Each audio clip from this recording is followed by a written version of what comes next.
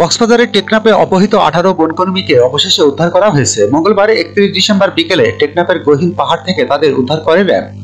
উদ্ধার হওয়া বনকর্মীরা হলেন ফরেস্টার সাইফুল ইসলাম 22, সৈয়দ 50, রফিক আয়ুব খান 18, আয়ুব আলী 50, আনসার উল্লাহ 18, আয়াত উল্লাহ 22, শামসু 45, ইসলাম 21, শামসু 40, ইসমাইল 35, মোহাম্মদ হাসিম 40, নূর মোহাম্মদ 21, সৈয়দ আমিন 30, সফি উল্লাহ 30, আয়ুব 50, মাহাতা আমিন 18 ও দুজনের নাম পাওয়া যায়নি। এদের মধ্যে অনেকে রোহিঙ্গা আছে বলে জানা গেছে।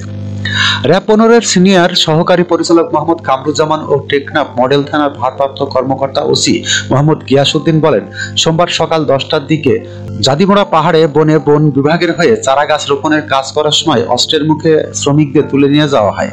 অপহরণের শিকার শ্রমিকদের পরিবারের কাছে জনপ্রতি 1 লাখ টাকা করে মুক্তিপণ দাবি করে অপহরণকারীরা। পরে তাদের উদ্ধারে মঙ্গলবার সকাল থেকে হিল্লা জাদিমোড়া পাহাড়ে অভিযান পরিচালনা করে আইন শৃঙ্খলা রক্ষাকারী বাহিনী সদস্যরা। পরে মঙ্গলবার বিকালে টেকনাফ গহীন পাহাড় থেকে 18 জনকে উদ্ধার করা হয়। অভিযান এখনো চলমান। এর আগে সোমবার 30 ডিসেম্বর টেকনাফের জাদিমোড়া এলাকার পাহাড়ি এলাকা থেকে 19 বনকর্মীকে অপহরণ করে অস্ত্রধারীরা। অপহরণের পর থেকে মুক্তিপণ হিসেবে তাদের পরিবারের কাছে ফোন করে জনপ্রতি 1 লাখ টাকা করে মোট 19 লাখ টাকা মুক্তিপণ দাবি করা হয়।